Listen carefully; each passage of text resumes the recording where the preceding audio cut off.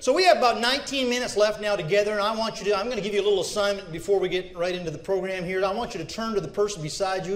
If you don't have anybody beside you, that says something. No, you just look at somebody else. Just eyeball one other person, including you at the back. Everybody eyeball one person quickly right now. Look at that person. All right, now here's your assignment. Your assignment in the next 18 and a half minutes is to get more from my presentation than the other person gets. So I want you to look at the other person again quickly right now.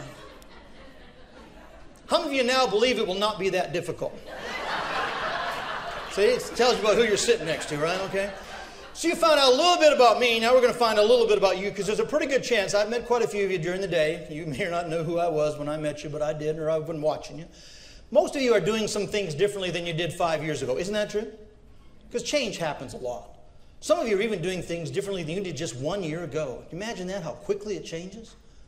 I mean, the guy talking about the internet this morning, Sam, he just scared me.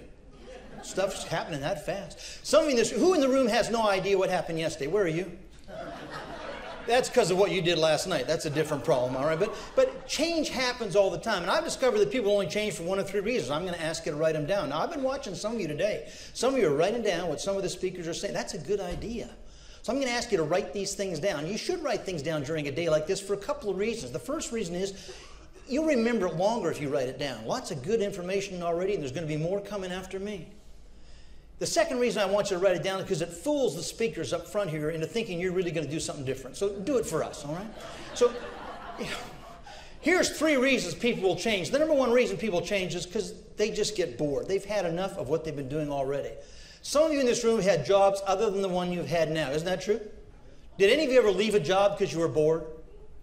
I've had many jobs in my lifetime. Many times I left because I was just bored. Now, I had one job where they helped me leave. That was different. I had a boss who told me he was opening up my career path. Some of you might want to write that one down and use that later, okay? This puts you in a position known as what?